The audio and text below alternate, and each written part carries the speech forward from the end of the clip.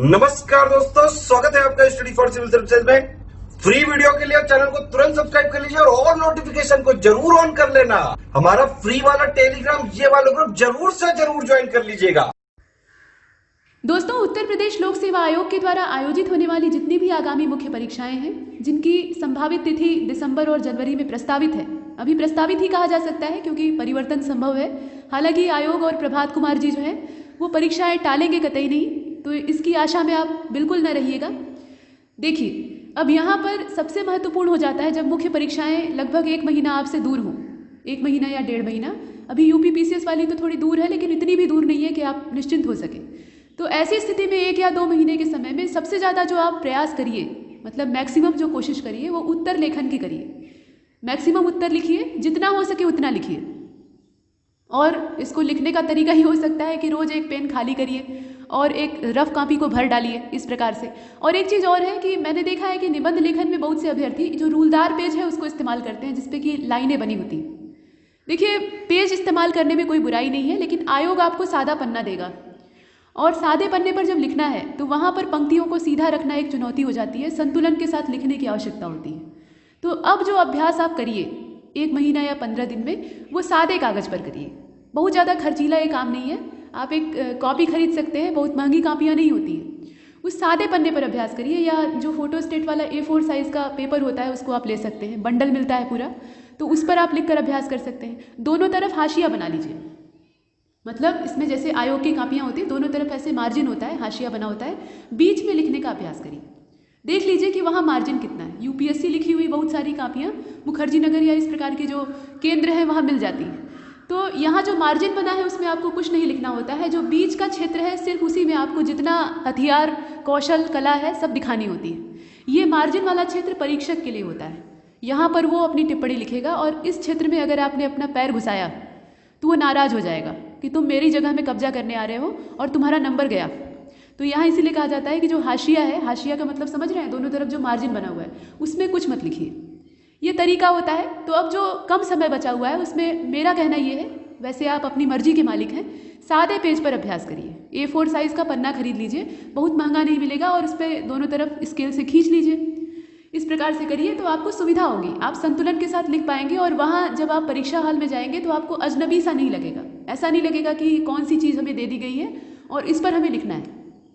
इसके साथ साथ एक बात और है कि जिस पेन से आपको मुख्य परीक्षा में लिखना है, जो भविष्य में होने वाली मुख्य परीक्षाएं हैं, उसमें आपने जिस पेन से लिखने का निर्णय लिया है उसी पेन से अभ्यास करिए।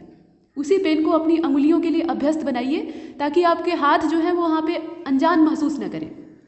ठीक है, जो जेल पेन यूज़ करते हैं जेल पेन यूज़ कर सकते हैं, बाल पेन यूज़ करते हैं तो कोई दिक्कत नहीं, उसको इस्तेमाल करिए। कुल मिलाकर स्वच्छ लिखना होता है, बढ़िया लिखना है, अच्छे मैटर के साथ लिखना है, संतुलित लिखना है और स्वच्छ भी लिखना है।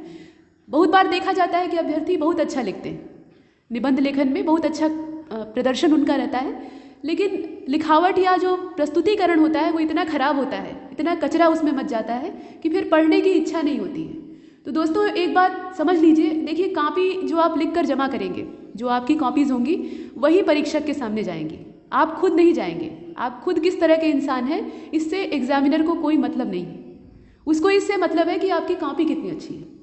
तो कम से कम प्रयास करिए कि स्वच्छ लेखनी आपकी हो, आपके अक्षर स्पष्ट हों। बहुत ज़्यादा मोती जैसे अक्षरों में लिखने का समय भी नहीं होता है। कुछ लोग ये कहते हैं कि समय सीमित है 3 घंटे का, तो उसमें हम कितना सुंदर लिखेंगे, और सुंदर लिखने लगेंगे तो 2 ही 3 प्रश्न हो पाएंगे और बाकी जो है वो छूट जाएंगे।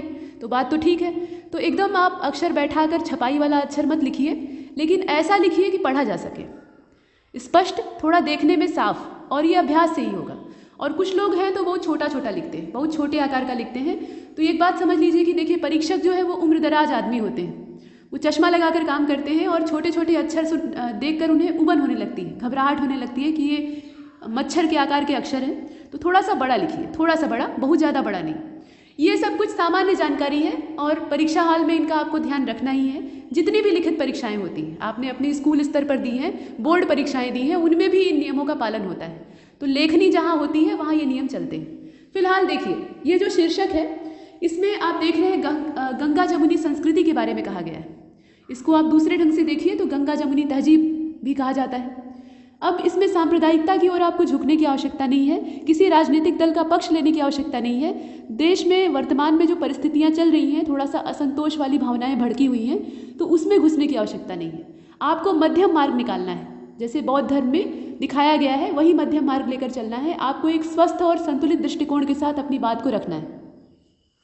कुछ जो व्यक्ति हैं, समाज में अलग अलग ढंग के लोग रहते हैं, सबकी विचारधाराएं हैं, उसमें कोई भी दोषी नहीं है। जैसा माहौल आदमी को मिलता है, जैसी शिक्षा प्राप्त होती है, जैसे संस्कार होते हैं, उसके हिसाब से सोच होती है, उसमें उसका कोई दोष नहीं होता, लेकिन वो वैसा बन जाता है। तो बहुत से ऐसे वर्ग हैं जो कि इसे एक खतरा मानते हैं। कोई समस्या नहीं, आप मानिए, लेकिन यहाँ मत मानिए। यहाँ पर जो शीर्षक है उसके पक्ष में ही आपको लिखना है, इसके विपक्ष में आपको नहीं जाना है, क्योंकि ये एक भाईचारे वाली भावना से जुड़ा हुआ है। और आयोग में अगर आपको अच्छे नंबर प्राप्त करने हैं तो आपको यहाँ थोड़ा सा संतुलित और जो तारीफ करने वाला दृष्टिकोण है, सकारात्मक, वो रखना पड़ेगा। अपने घर में आप जो सोचते हैं सोच सकते हैं, उसके लिए आप स्वतंत्र हैं, लेकिन यहाँ आपको चयन लेना है ना, सिलेक्शन पाना है, और सिलेक्शन पाने के लिए थोड़ा सा दूसरे की मनवाली भी किया जाता है। तो चलिए, यहाँ पर धार्मिक विचारों के लिए सभी स्वतंत्र हैं, धर्म पर कोई आक्षेप नहीं है, उसकी आप बात मत करिएगा। चलिए, पहले तो आपको ये बताना पड़ेगा कि गंगा जमुनी का अर्थ क्या होता है, ये जो शब्द है इसका मतलब क्या है। इसके बाद नीचे बता भी दिया हिंदू मुस्लिम सह-अस्तित्व की पृष्ठभूमि, मतलब ये जो साथ साथ हमारा पालन पोषण हो रहा है, हम रह रहे हैं, तो ये कैसे रह रहे हैं। इसके साथ साथ क्या यह तहजीब किसी बाहरी सभ्यता की देन है। कुछ लोग कहते हैं कि ये बाहर से थोपी गई, तो क्या ये सही बात है, या ये हमारी भारतीय संस्कृति का ही दूसरा चेहरा है। दोनों चीज़ें हैं। इसके बाद देख लीजिए, भारतीय लोकतंत्र का जो धर्म निरपेक्ष स्वरूप है, हमारे संविधान में इस शब्द का उल्लेख है। तो ये जो धर्म निरपेक्ष शब्द है, ये वाला स्वरूप हमें दर्शाना होगा। इसके बाद वर्तमान में जो विरोधाभास चल रहे हैं, जटिलताएं चल रही हैं, वो आपको थोड़ी सी यहाँ दिखानी होंगी, और यहीं पर सतर्कता बरतने की आवश्यकता है। यहाँ पर बहुत ज़्यादा आपको भावनाओं में बहने की आवश्यकता नहीं है, तथ्य पर रहिए और अंत में समाधान दे दीजिए। देखिए, पीछे एक मानवाधिकार वाला निबंध का टॉपिक था, शायद उस पर वीडियो बन चुका है। उसमें मैंने सलाह दी थी कि एनआरसी वाला मुद्दा ले आइए। एनआरसी वाले मुद्दे में बहुत सारे लोगों के मानवाधिकारों का हनन हुआ है। तो कुछ व्यक्तियों ने तर्क दिया कि क्या इससे जो सरकार या सत्ताधारी पार्टी या कोई भी नाराज तो नहीं हो जाएगा। तो यहाँ एक बात है, देखिए, इस प्रकार की जब आप बातें करते हैं, किसी नीति की आलोचना करते हैं, तो वहाँ पार्टी का नाम या किसी व्यक्ति का नाम मत लीजिए, ये गलत है। व्यक्ति विशेष को आक्षेप आप नहीं लगा सकते, उसके ऊपर लांछन नहीं लगा सकते। किसी पार्टी का नाम लिखने की आवश्यकता ही नहीं है, जो मैटर है उसको लिख दीजिए। मतलब मानवाधिकारों का हनन हुआ है, बस इतना पर्याप्त है, उतने में आपको सफिशिएंट जो नंबर है वो मिल जाएंगे, वहाँ आपके नंबर कटेंगे नहीं। तो चलिए शुरू करते हैं। पहले आप बताइए कि गंगा जमुनी संस्कृति यानी ये जो मतलब है इसका, वो क्या है। देखिए, यहाँ जो नीचे लिखा हुआ है, प्रारूप पहले बना लिया जाता है, तो प्रारूप आप बना सकते हैं, अपने ढंग से बना सकते हैं। ये आवश्यक नहीं है कि आप इसी ढंग से शुरू करिए, आपकी शुरुआत कुछ अलग हो सकती है, किसी शायरी से हो सकती है, किसी गजल से हो सकती है, किसी गीत से हो सकती है, कुछ भी किया जा सकता है। निबंध में आपको एक्सपेरिमेंट करने के लिए भरपूर मौका मिलता है, लेकिन ये जो प्रयोग है इसको सीमित ही करिएगा। निबंध की कुछ अपनी बाध्यताएं होती हैं, हालांकि इसमें कोई बंधन नहीं होता है, लेकिन जब आयोग की दृष्टि से आप निबंध लिखते हैं तो वहाँ थोड़ी सी बाउंडेशन। सबसे बड़ी तो दिक्कत ये है कि शब्द सीमा जो 600 और 700 शब्दों वाली है, वो सबसे बड़ी समस्या होती है।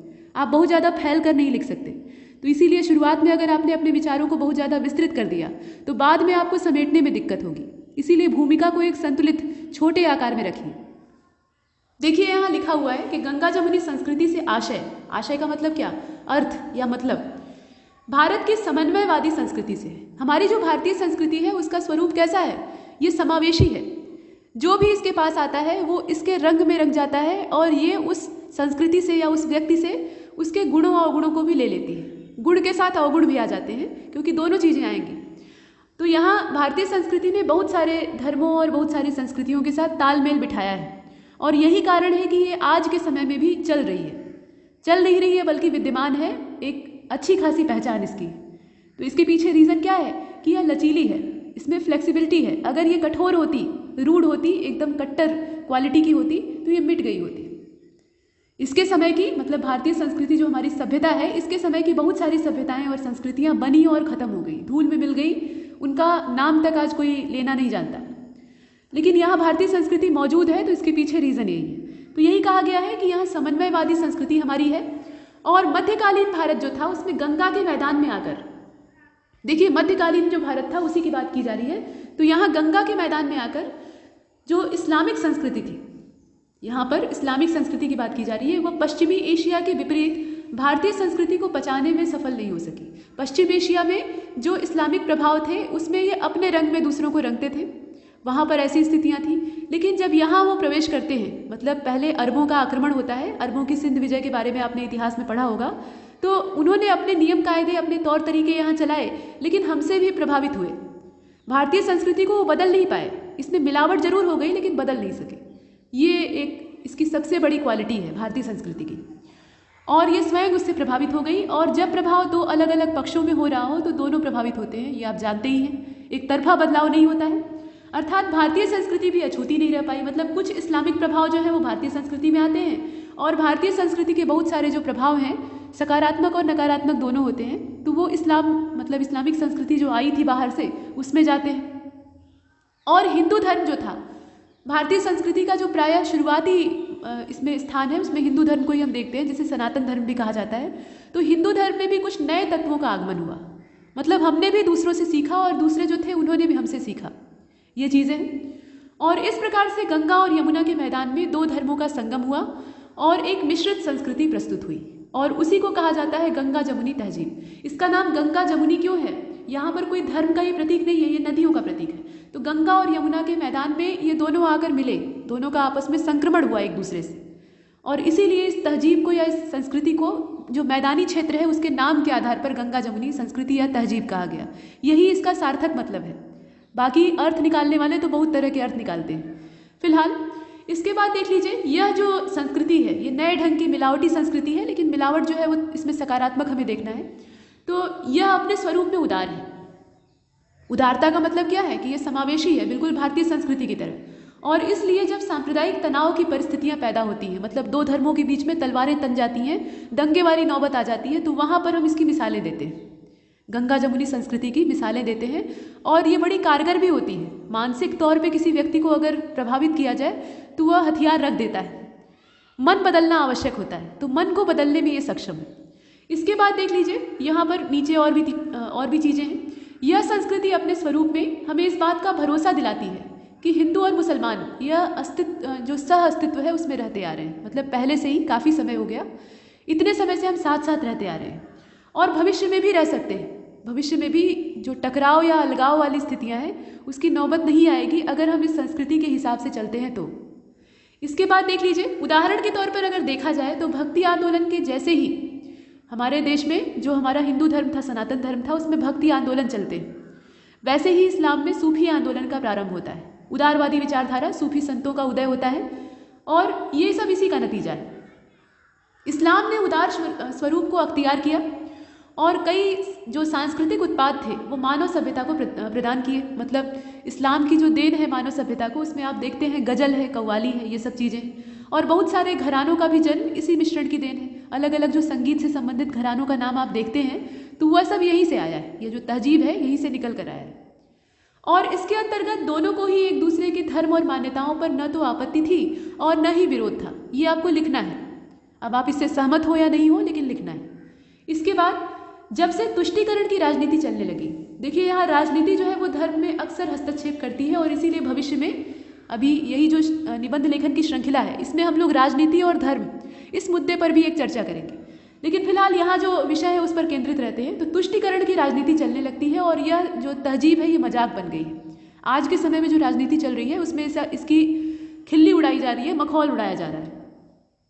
अतः गंगा जमुनी तहजीब का सही अर्थ समझना धर्मनिरपेक्ष और शांतिपूर्ण सहअस्तित्व के लिए अनिवार्य है। हम पहले क्या थे, प्राचीन समय में हम कैसे रहते थे, किस प्रकार से हम विश्व गुरु बने हुए थे, ये मायने अब नहीं रखता है, क्योंकि पुराना समय बहुत पहले ही गुजर चुका है। अब बहुत हम आगे आ चुके हैं, और जो आधुनिक युग है, वर्तमान समय चल रहा है, इसमें हमें समावेशी बनना पड़ेगा।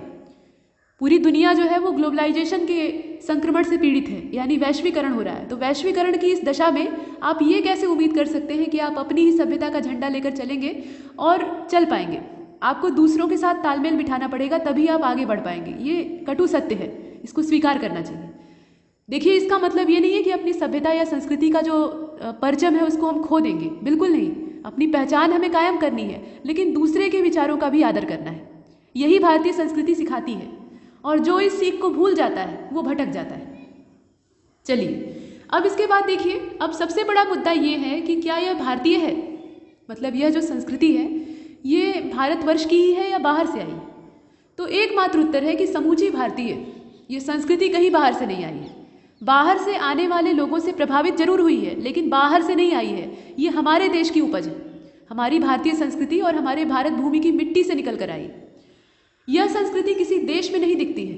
आप बाहर चले जाइए, कहीं आपको गंगा जमुनी तहजीब दिखाई देगी? नहीं दिखाई देगी। ये संस्कृति सिर्फ हमारे देश में है। यहाँ उदाहरण के तौर पे आप देख लीजिए, सऊदी अरब, पाकिस्तान, अफगानिस्तान, मिडिल ईस्ट, कहाँ कहीं भी दिख रहा है? नहीं दिख रहा है। और यह तो रसखान और रहीम की संस्कृति है। यह जो संस्कृति है गंगा जमुनी, ये किस प्रकार की है? ये रसखान और रहीम की संस्कृति है। मीरा और सूरदास की वाणी में ये बोलती है। बिस्मिल्लाह खां की कर्मस्थली है और जो मौलाना मदनी है उनकी सरजमी है। तो यहाँ पर अलग अलग जो व्यक्तित्व हैं उनका आप उदाहरण ले सकते हैं।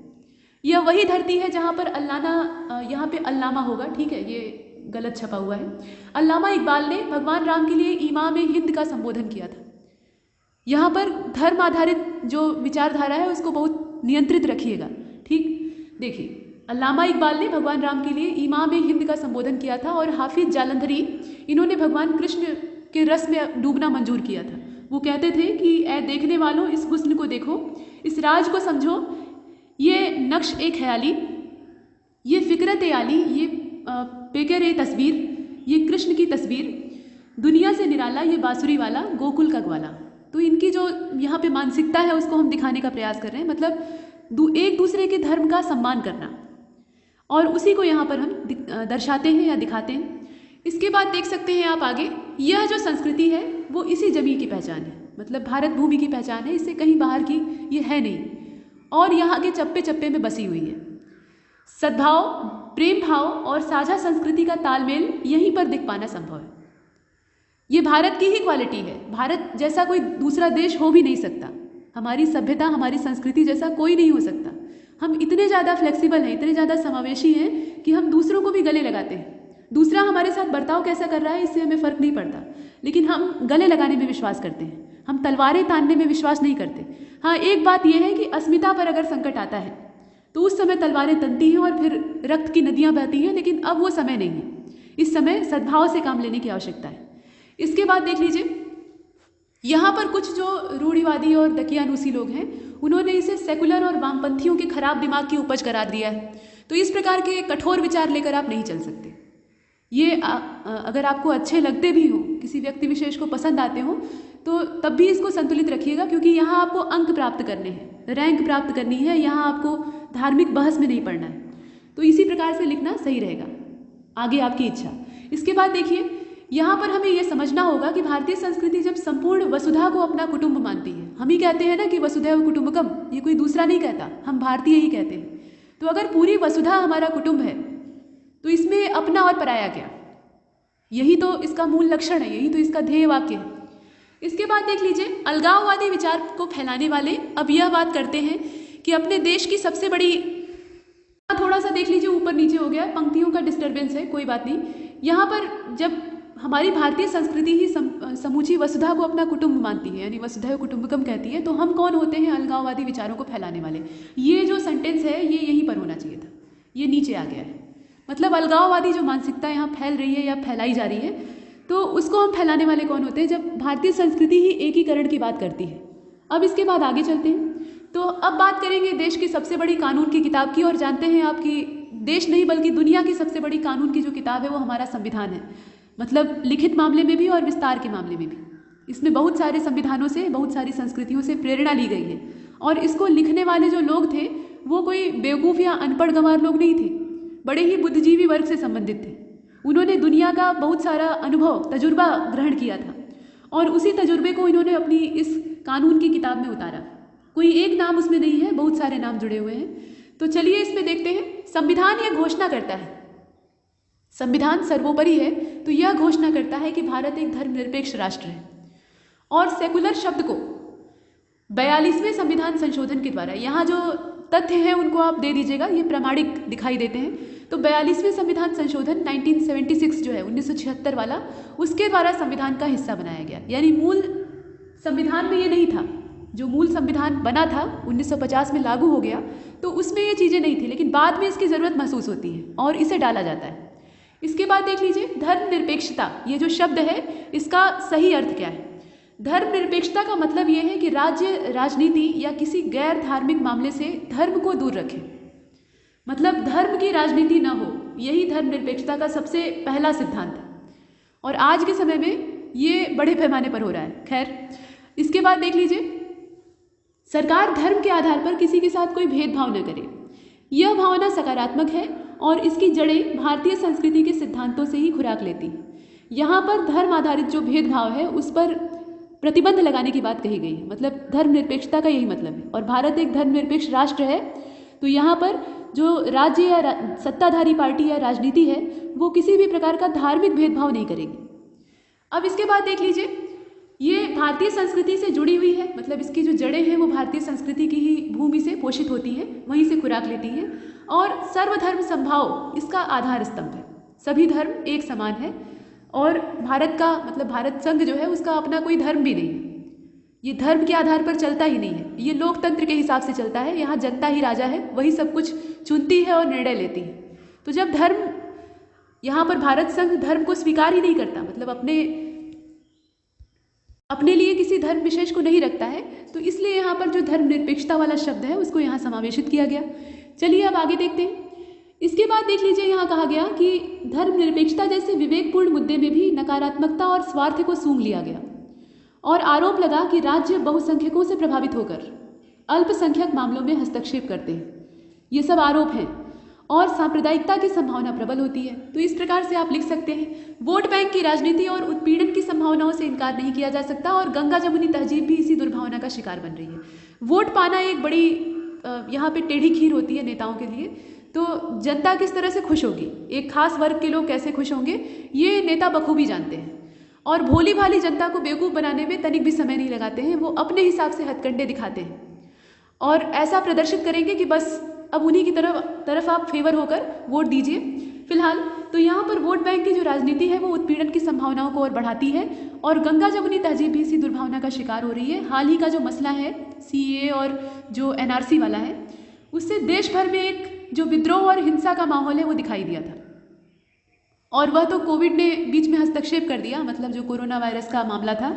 नहीं तो सत्ताधारी दल और एक समुदाय विशेष का जो गतिरोध था वो शाहीन बाग से निकलकर पता नहीं कहाँ तक पहुँचता है, ये कोई नहीं जानता है। तो यहाँ किसी की बुराई नहीं हो रही है और इसीलिए यहाँ किसी का नाम नहीं लिया गया है, तो नाम आपको भी नहीं लेना है, लेकिन जो मामला था वो लिखना पड़ेगा क्योंकि यहाँ मैटर वही है, मतलब शीर्षक उसी टाइप का है तो आपको लिखना है। इसके बाद आगे चलते हैं, इसमें ज़्यादा उलझने की आवश्यकता नहीं, इसको संक्षिप्त रखिएगा भी, इसको बहुत ज़्यादा हाईलाइट मत करिएगा, लेकिन लिख दीजिएगा। चलिए अब आगे देखिए। मुंशी प्रेमचंद्र जी कहते हैं कि राष्ट्र के सम्मुख जो समस्याएं हैं, अब देखिए असली मामला क्या है। ये तो हम लोग धर्म के बारे में बात कर रहे थे, धर्म का मामला आ गया था तो थोड़ी सी चर्चा उसमें हो गई ना चाहते हुए, लेकिन असली देश की समस्या क्या है? देश को विकास करना है। दुनिया में हर आदमी विकसित होना चाहता है और हमारा राष्ट्र भी चाहता है और हमारा विकास पहले के समय में एकदम सर्वोच्च शिखर पर था, हम सोने की चिड़िया कहलाते थे, लेकिन समय के साथ साथ उसमें गिरावटें आई और अंग्रेजों ने तो एकदम चूस कर रख दिया। तो उसके बाद हमें फिर से उठकर खड़ा होना है, अपनी अर्थव्यवस्था को एकदम शिखर तक ले जाना है, मजबूत बनाना है। तो ऐसी स्थिति में अहम मुद्दे क्या हैं, मतलब किन चीज़ों पर हम चलकर, किस रास्ते पर चलकर उस विकास की जो मंजिल है उसको प्राप्त कर सकते हैं। तो देखिए यहाँ पर राष्ट्र के सम्मुख जो समस्याएं हैं उनका संबंध एक धर्म या एक संप्रदाय से नहीं है। मतलब कहने का तात्पर्य क्या है कि ये हर धर्म और हर संप्रदाय से जुड़ी हुई है। ऐसा नहीं कि किसी एक खास धर्म की ये समस्या है, पूरे राष्ट्र में जितने नागरिक हैं सबकी ये समस्या है। और समस्या क्या है? बेकारी से सब दुखी हैं, दरिद्रता सबकी छाती पर सवार होने को तत्पर है। ये प्रेमचंद्र जी जो बहुत बड़े साहित्यकार और उपन्यासकार थे, उपन्यास का इन्हें सम्राट कहा जाता है, उनके कथन है। कितने संतुलित दृष्टिकोण है और कितना इनका जो आगे का व्यू था, पॉइंट ऑफ व्यू था, वो अच्छा था। देखिए, दरिद्रता सभी की छाती पर सवार होने को तत्पर है, कर्ज की इल्लत से सभी गिरफ्तार हैं और दरिद्रता, अशिक्षा, गरीबी, बेकारी ये हिंदू मुसलमान नहीं देखती है। कभी देखती है? नहीं देखेगी। इसमें धर्म से कोई मतलब ही नहीं है, उसे तो इंसान चाहिए सताने के लिए। और देखिए, इसलिए राष्ट्र के वास्तविक उत्थान के लिए असल जो मुद्दे हैं उन पर केंद्रित होना चाहिए। मतलब ये धर्म और जो इस प्रकार की चीज़ें हैं इनको एक तरफ कर देना चाहिए। इनकी चर्चा की आवश्यकता ही क्या है, क्या ज़रूरत है? बल्कि ऐसे मुद्दों की चर्चा करनी चाहिए जो सार्थक हों, जो कि देश के विकास में योगदान दे सके। और गंगा जमुनी तहजीब के प्रशंसक भी हैं और निंदक भी हैं। ये तो जग जाहिर बात है, निंदक भी हैं और प्रशंसक भी हैं, और ये हर चीज़ के साथ होता है। लेकिन इसका वास्तविक अर्थ जो सही ढंग से समझता है, मतलब इसका अगर आपने गलत अर्थ निकाल लिया तो आप निंदक नहीं बल्कि बहुत बड़े इसके मतलब शत्रु बन जाएंगे। लेकिन अगर आपने सही अर्थ निकाला तो आप बहुत बड़े प्रशंसक बन जाएंगे। और सही ढंग से समझ लेगा वह किसी राजनीतिक या सांप्रदायिक छलावे का शिकार नहीं होगा, मतलब किसी के बहकावे में नहीं आएगा। और देख लीजिए, इस तहजीब का आधुनिक अर्थ है एक दूसरे के तौर तरीकों रहन सहन से सीखते हुए मिलजुल कर रहना और समग्र विकास करना। देखिए, विकास भी तभी हो पाएगा जब आप हर एक वर्ग, हर एक तबके, हर एक जाति और हर एक धर्म को एक साथ लेकर चलेंगे। हिंदू धर्म जब प्राचीन समय में बना या उसका विकास हुआ, जो ऋग्वैदिक काल था, तो उसी समय से ऋग्वेद में वर्ण व्यवस्था का जिक्र किया गया। उस समय उसका उद्देश्य बुरा नहीं था, ऐसा नहीं कि उसे किसी खास वर्ग के शोषण के लिए बनाया गया था। उसमें कर्म आधारित विभाजन किया गया था, लेकिन बाद में कुछ जो धर्माचार्य थे वो इसका फायदा लेते हैं और वर्ण विभाजन को एक जन्म आधारित व्यवस्था बना देते हैं। उसके बाद वहीं से जो जाति पाति का भेदभाव है वो पनपता है और एक खास वर्ग जो है वो दूसरे वर्ग का शोषण करना शुरू कर देता है। तो ये सामाजिक बुराई को जन्म देता है। ये तो एक धर्म के अंदर जो जाति व्यवस्था है उसकी बात हो रही है। और जब बहुत सारे धर्मों में यही भेदभाव आपस में पैदा होने लगेगा तो राष्ट्र जो है वो इन झगड़ों को सुलझाने में ही व्यस्त रहेगा, वो उन्नति कर पाएगा? कभी नहीं कर पाएगा। तो इसीलिए हमें इन मामलों को एक तरफ रखना है और जो विकास के मुद्दे हैं उन पर ध्यान देना है। इसके बाद देख लीजिए, और वहीं एक विकसित भारत की अनिवार्य ज़रूरत भी है। मतलब ये जो मामला है, जो बातें कही गई हैं, यही एक विकसित भारत को चाहिए। अभी हमारा देश क्या है? विकासशील है, इसे बनना है विकसित। अमेरिका जैसी जो महाशक्तियां हैं उनके कंधे से कंधा मिलाकर चलना है या उनसे भी ऊपर जाना है। उनके साथ कंधा क्यों मिलाएं? हम उनसे ऊपर रहेंगे क्योंकि हम पहले से ही विश्व गुरु हैं। तो ऐसी जो स्थितियां हैं, ऐसा जो यहाँ पे उपलब्धियां हैं, उनको प्राप्त करने के लिए आवश्यक है कि पहले ये जो जाति धर्म का मुद्दा है इससे ऊपर उठकर सोचें। ये चीज़ें हैं। और धर्म की राजनीति को छोड़कर अगर बंधुत्व और समावेशी विकास के भावों को प्रबल करें तो यह संस्कृति गंगा जमुना नदियों की भांति देश की उन्नति की अविरल धारा बनेगी और हम विश्व को अपनी वास्तविक शक्ति का परिचय दे सकेंगे। इस प्रकार से आप जो इसका समापन है उसको कर सकते हैं। मतलब इसमें आप क्या लिखिए कि यह जो संस्कृति है, चूँकि इसका नाम है गंगा जमुनी, तो यहाँ दोनों नदियों का आप प्रसंग ले लीजिए।